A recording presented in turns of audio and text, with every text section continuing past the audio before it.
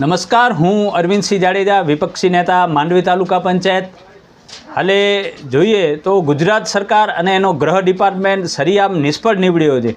કારણ કે જ્યાં જો ત્યાં નકલી ઈડી, નકલી સીબીઆઈ અને બધો નકલી જ્યાં ટોલ નાકોને એ પકડાતો હોય અને સરકાર આમાં સરિયામ નિષ્ફળ ગઈ હોય. એક બાજુ ગૃહમંત્રી એમ કહેતા હોય કે બધું હાલે છે, અમે કોઈને છોડવામાં નહીં આવે, ચમરબંધીને છોડવામાં નહીં આવે, એવી ગૃહમંત્રી વાતો કરતા હોય.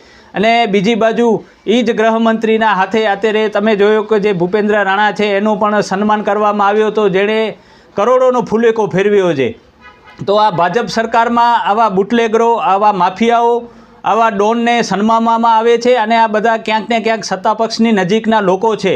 અને ગૃહમંત્રી જ્યારે એમ કહેતા હોય કે કોઈ ચમરબંધીને છોડવામાં નહીં આવે, ત્યારે ક્યાંક ને ક્યાંક એ વામણા પુરવાર થઈ રહ્યા છે. ત્યારે અમારી સરકાર કને એવી માંગણી છે કે આવા જે બુટલેગરો છે, આવા માફિયાઓ છે, જે લોકોનો કરેડોનો ફુલોકો ફેરવે છે અને લોકોને જે ટોપી ફેરવીને ગમે એમ આટામાં ઉતારે છે, આવા લોકો સામે કાયદેસરની ફરિયાદ થાય, એમને જેલમાં નાખવામાં આવે.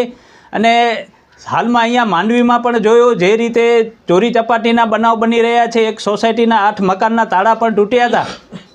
ત્યારે પોલીસે પણ એમાં કડકમાં કડક કાર્યવાહી કરવી જોઈએ અને પોલીસ સ્ટેશન ઉપર પણ જો આવા આવારા તત્વો માથાકૂટ કરતા હોય, તોડફોડ કરતા હોય, ત્યારે ક્યાંક ને ક્યાંક પોલીસ પણ આવા ગુંડા તત્વો સામે વામણી પુરવાર થઈ રહી છે અને ગૃહ ખાતો પણ એમાં વામણો પુરવાર થઈ રહ્યો છે.